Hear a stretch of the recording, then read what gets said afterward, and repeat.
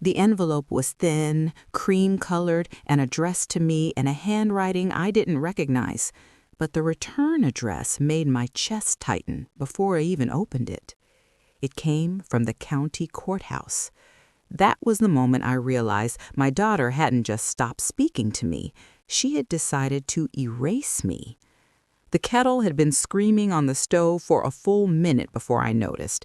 I was standing at the kitchen counter, staring at that envelope like it might open itself if I waited long enough. The morning sun came through the blinds in pale stripes, lighting up the dust I hadn't bothered to wipe in days. Everything in the house felt paused, like even the air was holding its breath. I hadn't heard my daughter's voice in 11 months.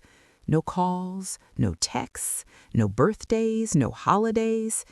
At first I told myself it was just a phase. She was busy. She had her own life now. Young people pull away sometimes, don't they? That's what everyone told me. But deep down, a mother knows when silence isn't just distance, it's punishment. I finally tore the envelope open with shaking fingers. The paper inside was stiff and official, filled with words like petition, affidavit, testimony. I read the first paragraph twice before it made sense. My daughter was involved in a legal dispute, and my name was all over it. I sank into the kitchen chair, the wood creaking under my weight, and suddenly I couldn't breathe. My heart thudded so loudly I thought I might faint right there on the tile floor we'd picked out together 15 years ago, back when she still liked to hold my hand in public, before everything broke. Before the silence, our life had been ordinary, comfortably so. I was never a perfect mother. I worked too much when she was young. I burned dinners. I worried out loud when I should have listened more. But I loved her in the way I knew how, with consistency, with showing up, with making sure there was always gas in her car and food in the fridge. Her name is Elena. She was the kind of child who asked why about everything, why the sky changed colors at sunset, why people lied when the truth was easier, why I stayed quiet when her father and I fought, especially that last one. Her father, Mark, and I divorced when Elena was 17. It wasn't dramatic, no screaming matches, no broken dishes, just years of small disappointments stacked so high we couldn't see each other anymore. He moved out, I stayed. Elena went to college the next year and pretended everything was fine. She was polite about the divorce, too polite. She never yelled, never cried in front of me. She just adjusted, like she always did. We talked every Sunday after she moved out, even when she got married to Daniel, a quiet man with careful eyes. We kept that ritual. Sunday mornings, coffee on my end, traffic noise on hers. She'd tell me about work, about the apartment, about the way Daniel folded towels wrong but meant well. I thought we were solid. That's the thing about betrayal. It never announces itself. It slips in quietly, wearing the face of normalcy. The first sign something was wrong came on a Tuesday afternoon. I remember because Tuesdays were when Elena usually texted me pictures of whatever she was cooking that week. A joke we had. She liked to prove she'd learned something from watching me in the kitchen all those years. That Tuesday, my phone stayed silent. I didn't think much of it until Wednesday passed, then Thursday. By Friday, I felt that familiar knot in my stomach, the one mothers carry like a second heart. I sent a simple message. "Hey, sweetheart, everything okay?" It showed as delivered, but not read. That weekend, I called. It rang until voicemail. I left a light message, forcing cheer into my voice like it was something I could manufacture if I tried hard enough. No callback. I told myself not to panic. People get busy, phones die, life happens. But life doesn't usually erase you overnight. Over the next few weeks, I sent birthday cards that came back unopened, emails that went unanswered. I even drove past her old apartment once, slowly, shamefully, only to see a for lease sign in the window. She had moved, and she hadn't told me. I wish I could say I confronted someone right away, that I demanded answers, that I showed up at her door and refused to leave. But the truth is, I froze. There's a particular kind of fear that comes with losing a child who's still alive. You don't know how to grieve it. You don't know who to blame. And the worst part is wondering over and over again, what did I do? I replayed every conversation in my head, every disagreement, every moment I might have chosen the wrong words. I wondered if I'd embarrassed her somehow, offended her husband, overstepped a boundary I didn't even know existed. When I reached out to Mark, her father, his response was clipped and strange. "She needs space," he said. "You should respect that." There was something in his tone that made my skin prickle, not anger, not concern, defensiveness. I asked him what was going on. He told me it wasn't his place to say. That was when I felt it, that quiet shift in the air, like the ground beneath me wasn't as solid as I believed. Still, I waited.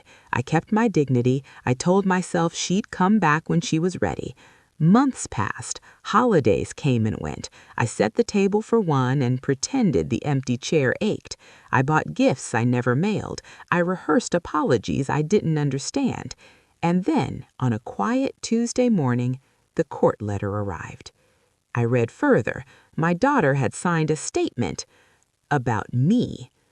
The words blurred as tears filled my eyes, but one sentence burned itself into my memory.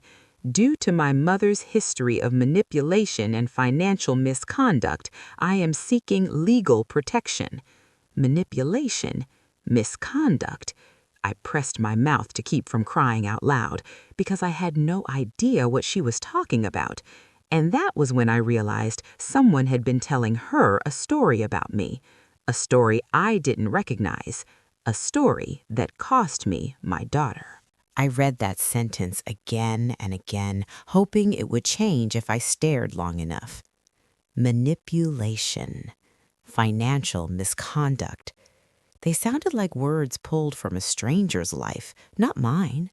Not the woman who clipped coupons and double-checked receipts.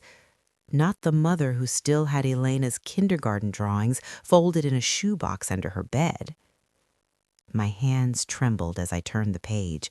There were attachments, bank references, dates, statements made in good faith.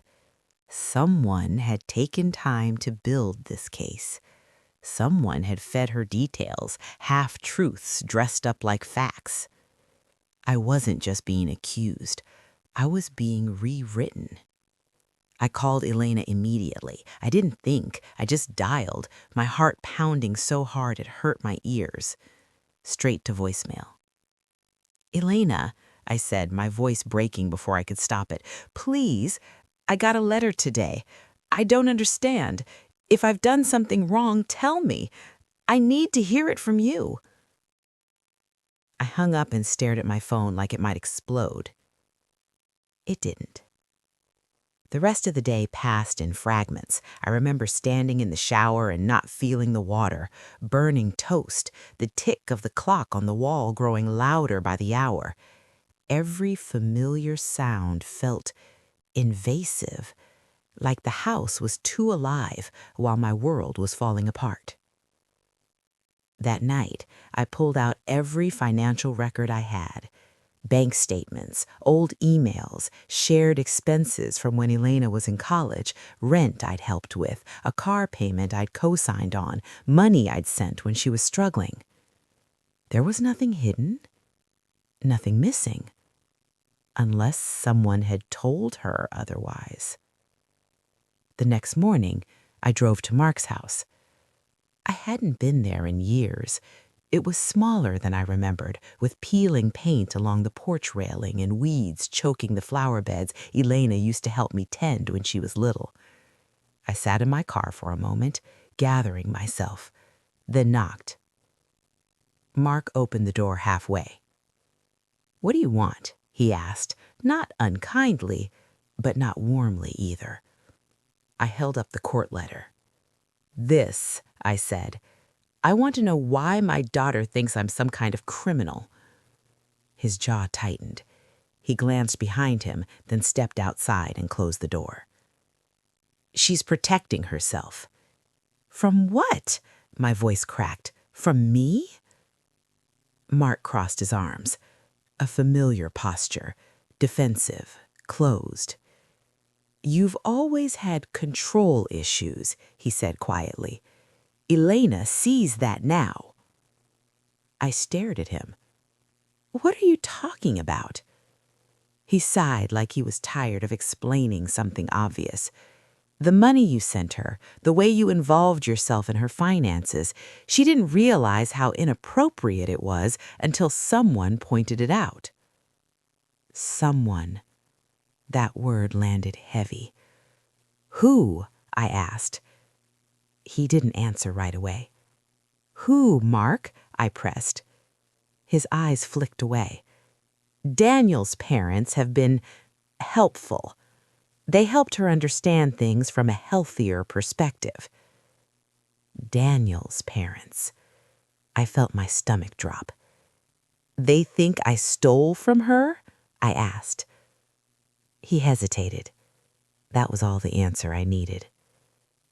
I drove home in a daze. I replayed every check I'd written, every conversation I'd had with Elena about money.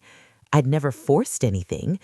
She'd come to me, asked for help, trusted me. And someone had taken that trust and twisted it. Over the next few days, pieces started falling into place. I remembered Daniel's mother, Susan. The way she smiled too tightly at holidays, the subtle comments about independence and boundaries, the way she once asked pointedly whether I planned to stay involved financially forever. At the time, I'd laughed it off. Now it made my skin crawl. I hired a lawyer. I didn't want to, but the language in the letter left me no choice. My name was being dragged into something official, something that could stain me permanently if I stayed silent. The lawyer was kind but blunt. Someone has been advising your daughter, she said, and not in your favor. She suggested we request disclosure of the evidence being used against me. When it arrived, my hands shook as I read through it. There were screenshots, conversations I'd never seen before, messages supposedly from me pressuring Elena about money, accusing her of being irresponsible, threatening to cut her off unless she complied. They were lies, well-crafted ones. Whoever had written them knew my voice just well enough to mimic it, but not well enough to capture my heart. There were phrases I'd never use, edges that didn't belong to me. This is fabricated, my lawyer said, tapping the page, but your daughter believes it's real. That hurt worse than the accusation itself. Because somewhere along the way, Elena had stopped recognizing me. The court date was set for the following month. I counted the days like a prisoner counts scratches on a wall. I wrote Elena a letter, not an email, not a text, a letter in my own handwriting, the same one I'd used to sign permission slips and birthday cards her whole life. I didn't defend myself. I didn't accuse anyone. I just told her the truth. I don't know who told you these things, but I know you and I know our history. If I've ever hurt you, I want to face it. Please don't let strangers define me in your life. I mailed it and waited. The courtroom smelled like old paper and disinfectant. I sat on one side, my lawyer beside me, my hands folded so tightly my knuckles were white. Elena sat across the room. She looked thinner, older, tired in a way that went deeper than sleep. She didn't look at me. Daniel sat next to her, his hand resting on her knee. His parents were behind them, Susan's posture straight, her lips pressed into a line that looked almost triumphant. I felt something cold settle in my chest. This wasn't just about money. This was about control. When Elena finally took the stand, her voice shook. She spoke about feeling manipulated, about discovering messages that made her question everything. about being afraid to confront me. I watched her, my heart breaking with every word, not because she was lying, but because she believed the lie she'd been given. Then my lawyer presented the evidence. The timestamps didn't match. The phone numbers traced back to a device registered under Susan's name. A murmur rippled through the courtroom. For the first time, Elena looked at me. Really looked. Confusion crossed her face, then doubt, then something like fear. Susan shifted in her seat. The truth, once uncovered, has a way of making noise. Susan stood when the judge asked her to explain herself, but she didn't rush to speak. She smoothed the front of her jacket first, the way some people do when they're trying to remind themselves who they are. Her voice, when it came, was calm, practiced. She said she'd only been trying to help. She said Elena had come to her confused, overwhelmed, unsure whether the financial help from me came with emotional strings. She said she'd encouraged boundaries, independence, adulthood. She did not say she'd fabricated messages, not out loud. But when the phone records were read, when the device ID was traced back to her personal tablet, her composure faltered, just for a moment, a blink too long, a breath caught halfway in. I watched Elena's face as the truth assembled itself piece by piece.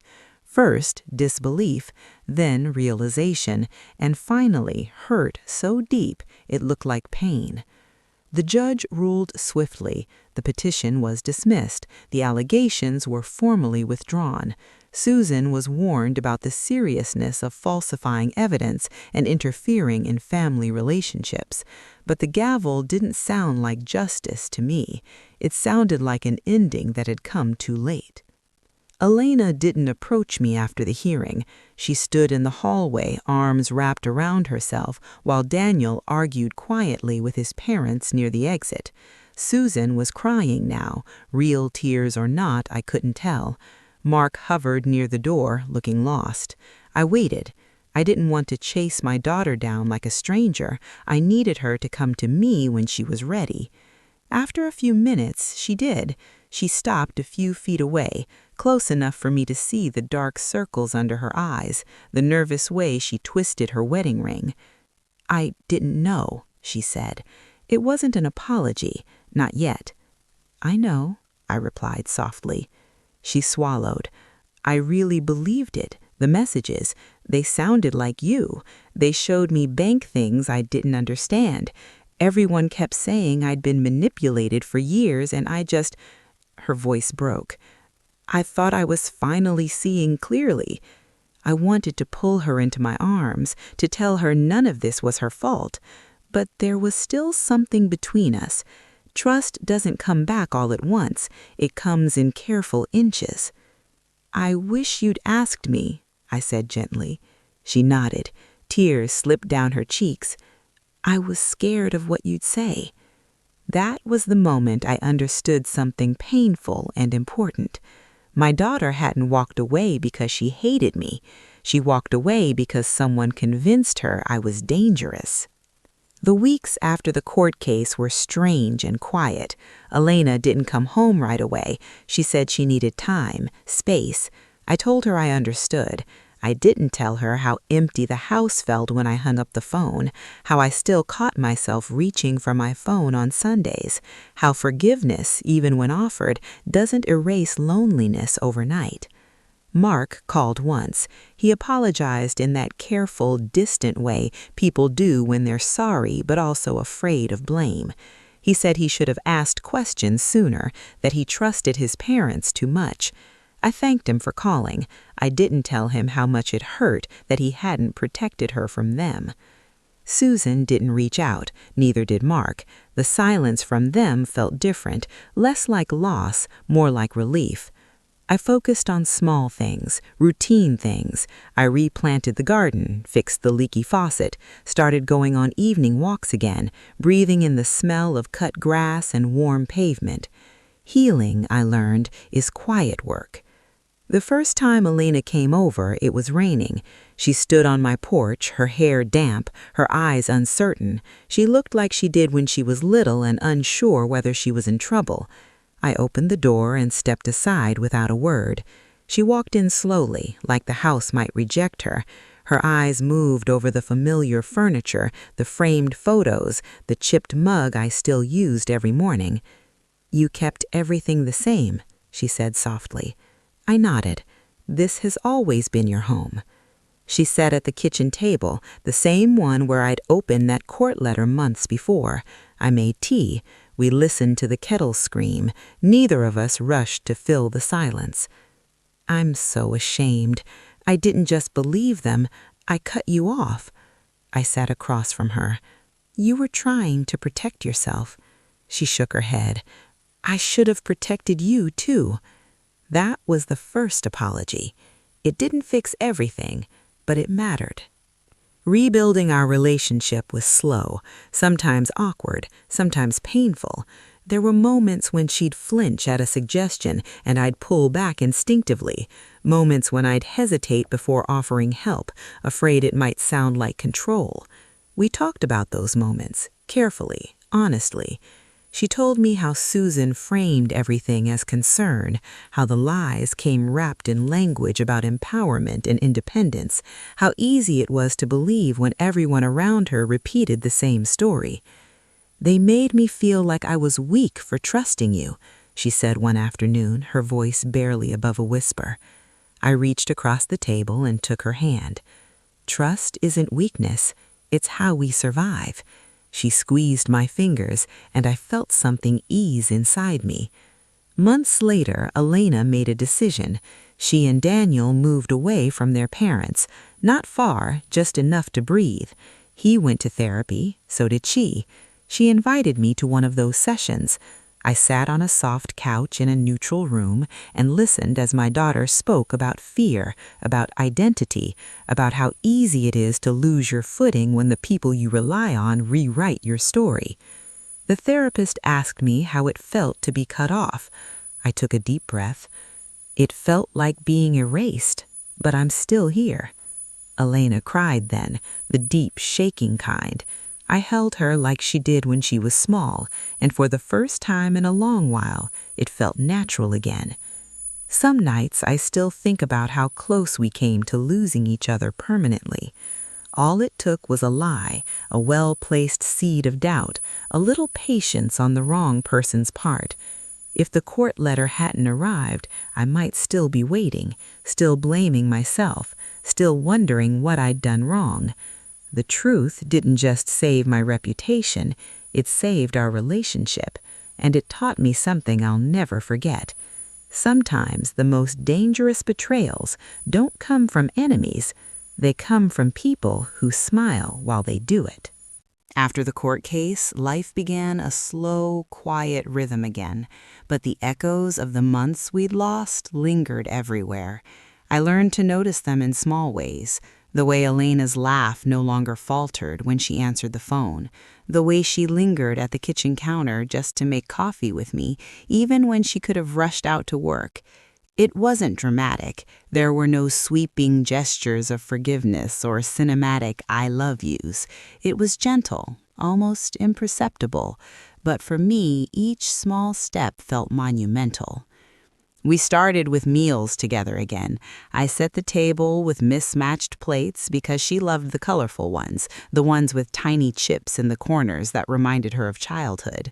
She'd stir her tea slowly, stirring conversation into the steam that rose between us. And sometimes she would just sit and listen to me talk about mundane things, the weather, the neighbor's cat, the bills I had to file. She never rolled her eyes anymore. She never gave me that polite, "I hear you" nod that says someone is just enduring you. She was back. One Saturday morning, she invited me to join her on a walk. It was chilly, the kind of crisp December air that makes your cheeks burn pink. We walked slowly down the tree-lined streets near my house, leaves crunched under our boots. I wanted to ask her all the questions I'd been holding back for months: why she hadn't called, what she had believed, why she'd let them convince her I was untrustworthy, but I held my tongue. "Mom," she said finally, her voice low, almost hesitant, "I've been thinking about everything." I nodded, encouraging her without pressuring. "I realize now how much I let other people shape my view of you, and how wrong that was. I'm sorry for not coming to you, for not asking questions, for trusting someone else over my own mother." Her words were simple, but they carried the weight of months of fear and misunderstanding. I felt tears prick my eyes. "It's okay, Alina," I said. "What matters is that we're here now. We're talking. We're together." She glanced up at me, a small, hesitant smile breaking through. "I don't want to lose this again." "You won't," I promised. We started rebuilding trust in small, practical ways. She invited me to sit in on her budgeting sessions, not because I needed to control anything, but because she wanted me there, as a witness, as a mother she could rely on. I didn't lecture, I didn't overstep, I just offered advice when asked and shared stories of my own mistakes, letting her see my humanity without fear of judgment. At home, I kept old routines alive, the way I brewed her favorite tea every Sunday, the way I'd fold her laundry when she stayed the night, the way I still saved the best pastries from the bakery because she always loved them first. These small gestures, simple and familiar, became the bridge between us. There were setbacks, of course, a misplaced word, a lingering doubt, a flash of irritation from either side, but we navigated them carefully, with honesty. I learned to apologize for the small things without fear of diminishing myself, and Elena learned to forgive without dismissing her feelings. It was painstaking work, but real. One evening, several months after the court case, we were sitting on the couch watching an old movie. She leaned her head against my shoulder. I could feel the tension of months dissolving, the silent months that had stretched between us fading into the past. "I don't think I realized how much I needed you until you were gone." I tightened my arm around her and kissed the top of her head. "I never left, sweetheart. I was always here, waiting." And I meant it. Waiting wasn't passive. It was patient, steady, enduring. I had learned the hard way that love doesn't demand understanding. Sometimes it simply endures until it's recognized again. I thought about that court letter a lot during those months, about how something so cold and official had forced our hands, had forced the truth into the open. Without it, who knows how long Elena would have carried the lies in her heart? Who knows how far we would have drifted? I didn't dwell on anger towards Susan anymore. I didn't need to. The truth had done its work. Justice had been served, not through vengeance, but through clarity, and Elena had chosen to return on her own terms. That, more than anything, restored my faith. It taught me something essential. Control is an illusion. Influence can be dangerous. Trust is fragile. And love, if it's genuine, must sometimes wait quietly, even when it hurts. We began new traditions, ones that belonged entirely to us, free from interference or expectation. We cooked together, experimenting with recipes I'd never dared try before. We went on weekend drives, listening to the radio and singing along to songs she used to play as a child. We laughed at old memories, we cried over the misunderstandings that had almost destroyed us, and we celebrated the fragile, beautiful thing we had salvaged. Through it all, I watched Elena grow, not just into the adult she was, but into someone who could see the shades of gray in people, including me. She learned that love is not black and white, that mistakes can be made, lies can be told, and yet bonds can survive if they are nurtured with patience and honesty. And I learned that being a mother isn't about controlling outcomes. It's about staying present, steady, and unwavering, even when your child chine to lay, even when they are convinced that strangers know better. It wasn't perfect. Our relationship would never be as if nothing happened. The scars were real, and they would always be there. But what we rebuilt was stronger than any illusion of perfection. It was real, honest, and enduring. One night, as I tucked her into bed during a rare sleepover visit, I watched her sleep, just as I had when she was a little girl. The same gentle rise and fall of her chest, the same soft hum she made in her dreams, and I whispered quietly, as if saying it out loud would make it true, "I'm here, always." She stirred slightly, murmured something unintelligible, and turned toward me. It was enough. It had to be. Sometimes I still think about the silence, the months where I didn't hear her voice, the ache of absence that made me question myself daily.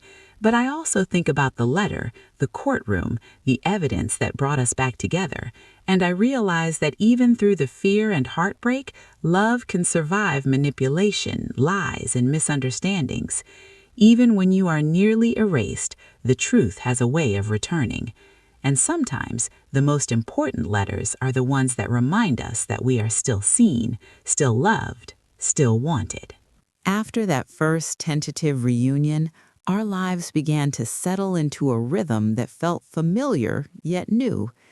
The silence that had once stretched between us like a canyon began to fill with conversation, laughter, and occasionally tears. I learned to read Elena's moods again, to understand the subtle changes in her tone, the flicker of hesitation in her eyes when she was nervous or unsure, and she learned to see me, not the caricature painted by someone else, not the mother she'd been convinced was untrustworthy, but the real me.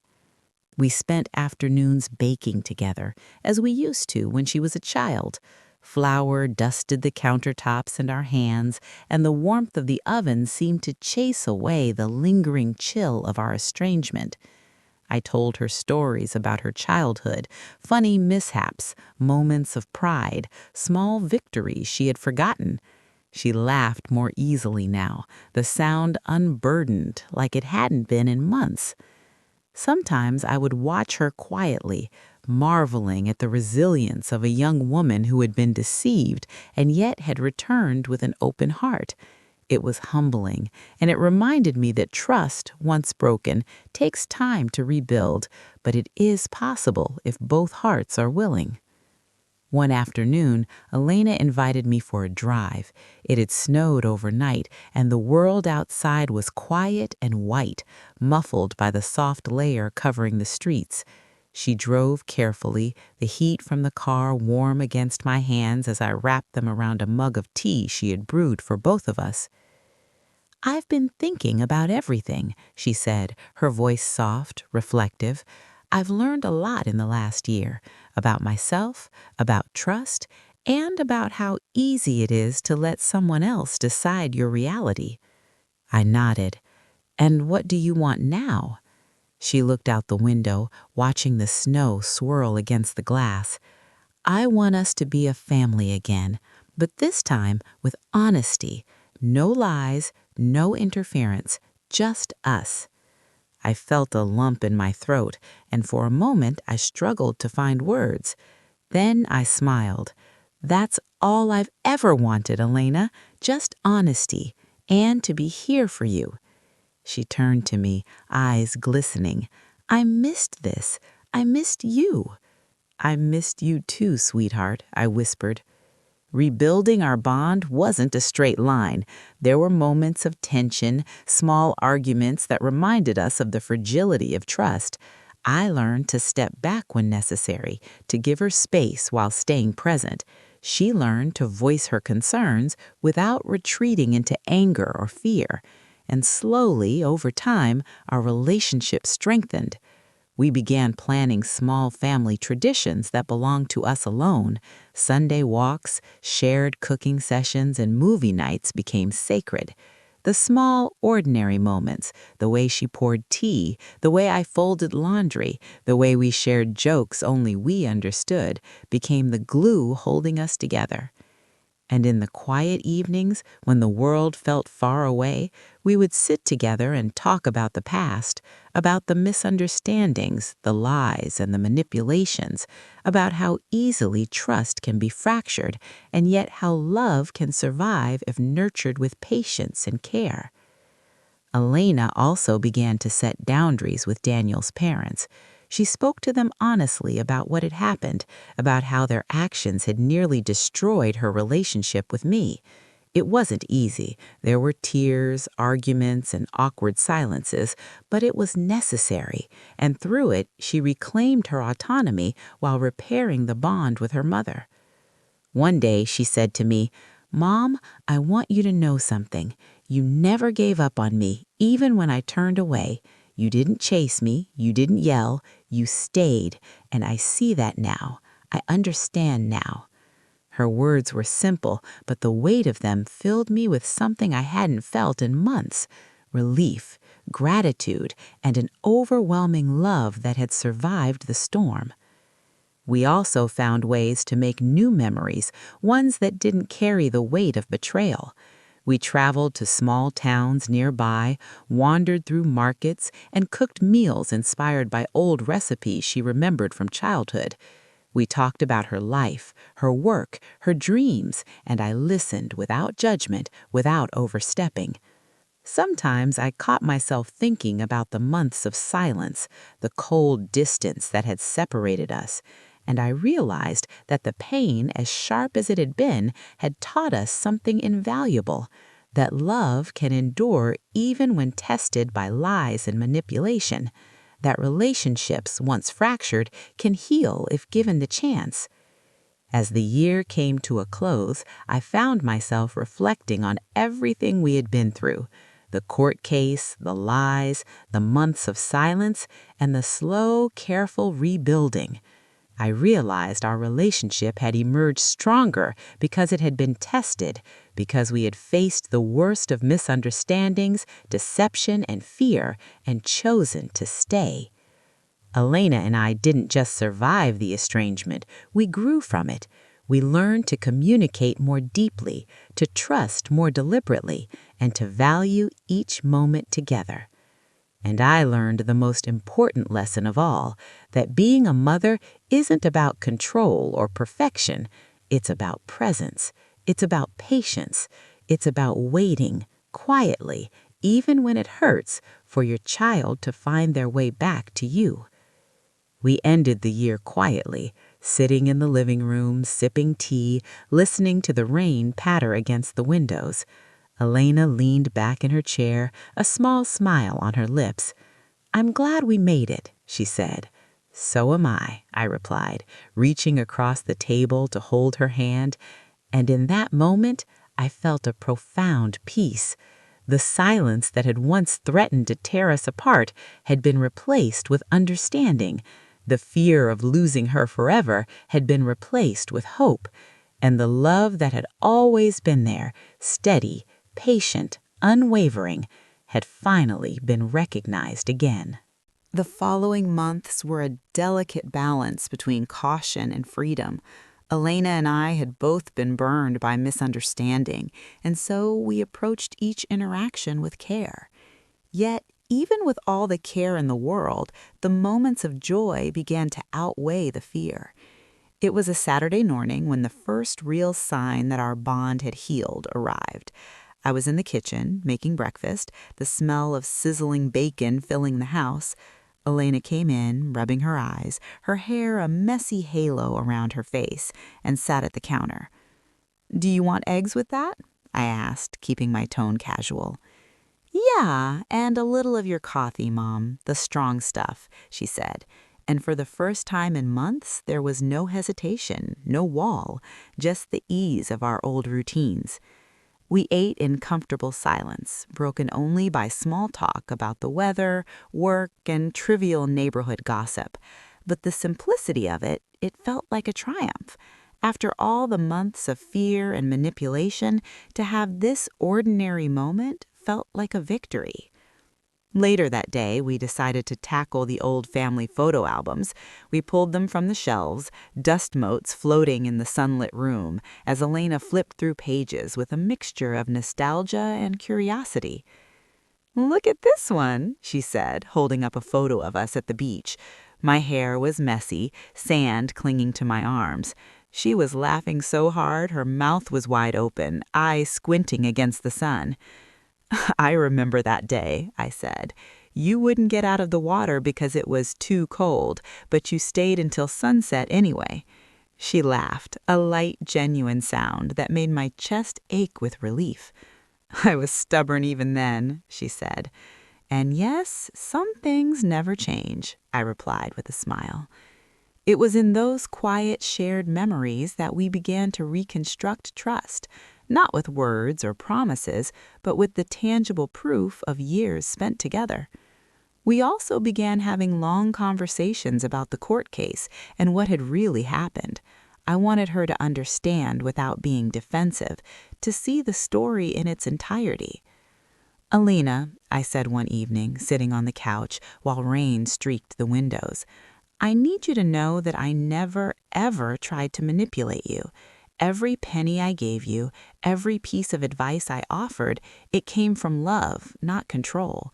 You've always had the choice, and I've always trusted you to make your own decisions." She nodded, her eyes glistening.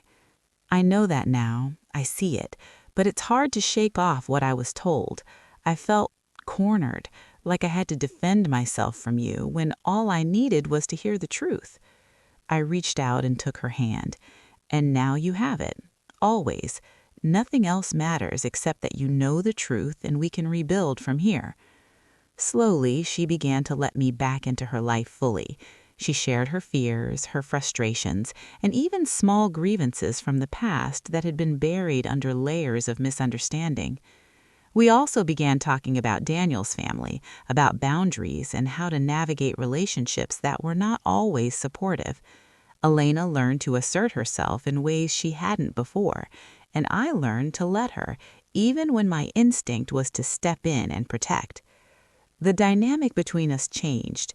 It was no longer mother controlling daughter or daughter fearing mother. It was a partnership of sorts, born from hardship, strengthened by honesty, and grounded in love. One afternoon, Elena surprised me with a gesture I'll never forget. She had been working late, and I was reading in the living room when she appeared in the doorway, holding a small wrapped box. I wanted to give you this," she said, cheeks pink with the familiar hesitation I had seen when she was little. I took the box carefully. Inside was a small handcrafted journal. On the cover, in delicate lettering, it read, "Our story, Mom." Tears came quickly. I didn't speak for a long moment, just held the journal to my chest. "I want us to write it together," she whispered. "Every memory, every lesson, everything that brought us here." I hugged her tightly, the warmth of her body reminding me of the years lost and the miles we had traveled to find our way back. "Yes," I said, "every word, every memory, together." Even the small, ordinary events began to feel significant. Grocery shopping became a shared activity, with her laughing at my insistence on comparing brands and prices. Cooking together was no longer just a chore, it was an opportunity to talk about life, to laugh at mistakes, and to plan for the future. I noticed how careful she was now, listening to my guidance without assuming it was criticism, and I noticed how patient I had become, allowing her space to make decisions, even when they differed from what I might have chosen. Our home was filled with the quiet rhythms of shared life again. The kitchen smelled of baked bread, the laundry hum filled the background, the soft thrum of evening news played from the living room TV, and somewhere in all of it, the echoes of fear, of estrangement, had been replaced with something steady, enduring, and real. We still talked about the past, about what had happened, about the lies, about the people who had tried to manipulate her against me, but it was no longer toxic. Those conversations became opportunities to reinforce trust, to show that truth matters and that love can endure even when nearly broken. And slowly we began to dream again, about vacations, about family gatherings, about future holidays. We planned meals for friends, shared small gifts on birthdays, and even started volunteering at the local community center, something Elena had always wanted to do but had never felt she could until now. Sitting at the kitchen table one evening, sipping tea together, Elena looked up at me. "Mom," she said softly, "do you think we can always be this honest with each other?" I smiled, feeling a warmth that had been missing for so long. I think we can try, and that's all anyone can ever ask for.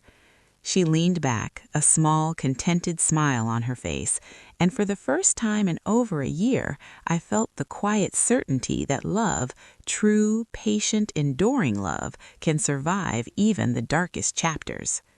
The next few months were full of quiet milestones, moments that, in the past, I might have taken for granted.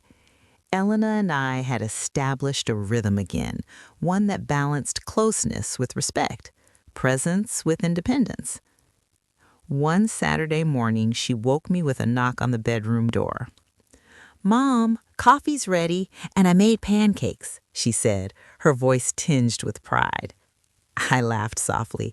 "You didn't have to make breakfast for me." "I wanted to," she replied, with the kind of seriousness that only she could muster. "It's the start of our new tradition, okay?"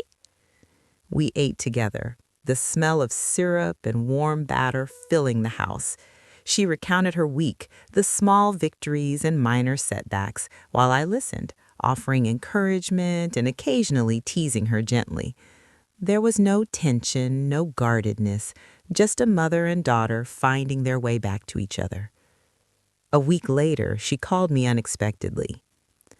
"Mom," she said, voice unsteady, I need to tell you something." My stomach clenched.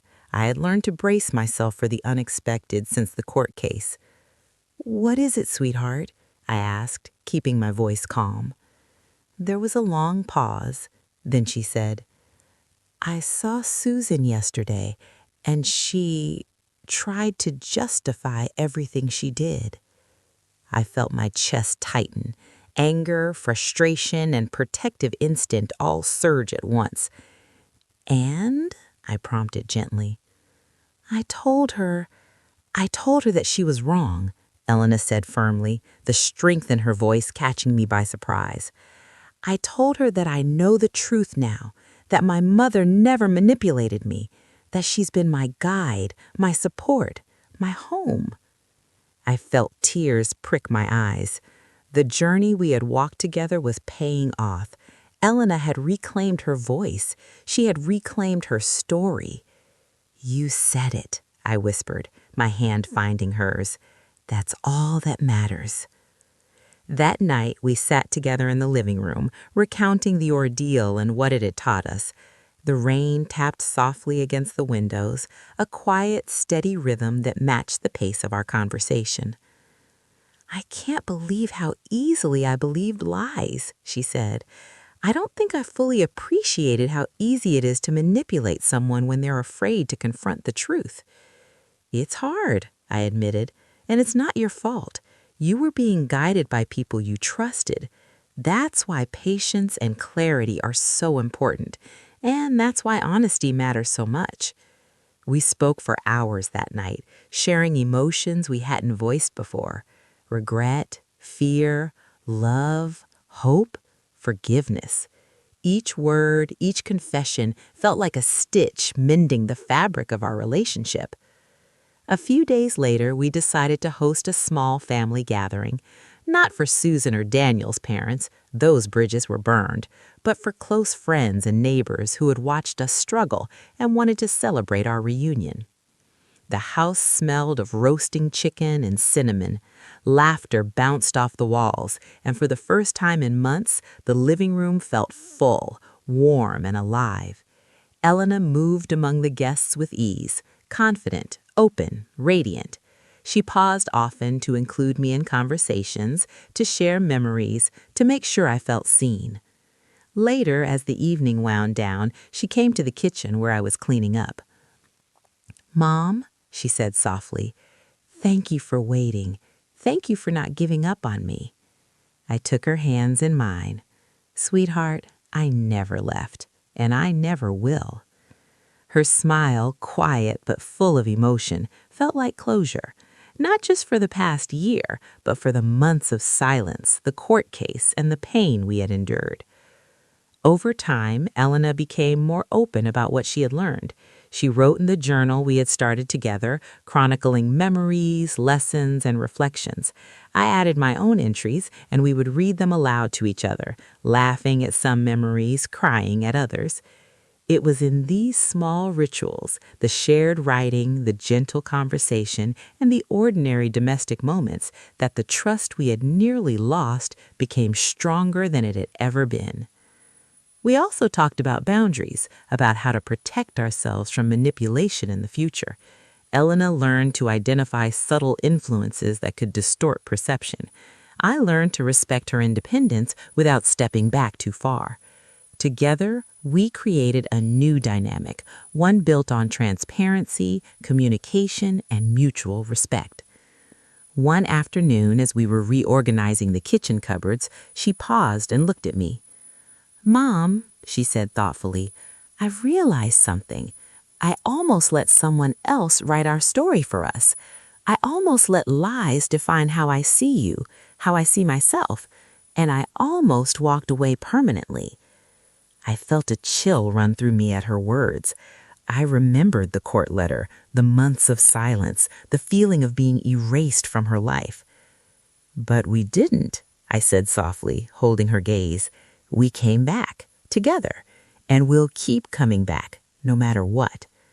Her smile was steady this time, filled with certainty. Yes, together. We started volunteering at the local community center, helping other families navigate disputes and conflicts. Elena wanted to share her story, not for attention, but as a warning and a guide. She spoke about trust, honesty, and the dangers of manipulation, and I was there with her, quietly proud, quietly supportive, the mother who had waited patiently through the storm. Through it all, I realized something profound. Sometimes the darkest moments in a relationship teach the most valuable lessons. Sometimes the silence, the betrayal, the fear, they all remind you what truly matters. Love, trust, patience, and the willingness to fight for those you care about, even when it seems hopeless. The last thing I told Elena one night as we sat together reading our journal was this: "No matter what, we know the truth, and the truth will always bring us back to each other." She nodded, her head resting gently on my shoulder. "I believe that now, Mom, more than ever." And I knew then that our bond had not only been repaired, but it had been transformed, stronger, deeper, and capable of enduring whatever challenges the future might bring. Sitting here now, in the quiet of my home, I often think back to that moment when I first saw the court letter.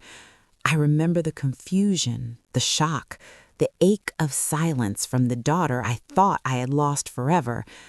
I remember the nights spent pacing, rereading bank statements, trying to understand how someone could twist reality so convincingly. And yet, I also remember the moment Elena walked back into my life, the first cautious phone call, the tentative visit, the slow, steady rebuilding of trust. It's remarkable how fragile relationships can be, and how resilient, too.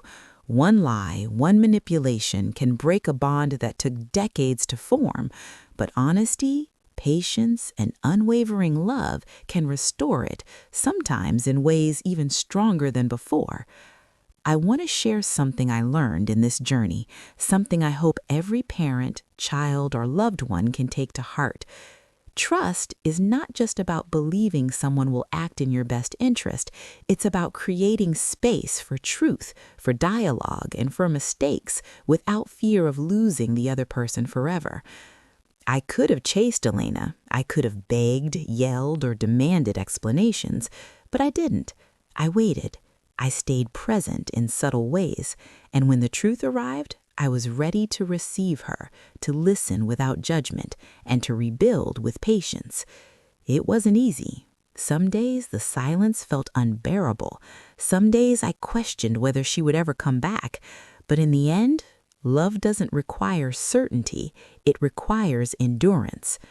Elena and I still have moments of tension. We still disagree, still navigate misunderstandings. But now we communicate.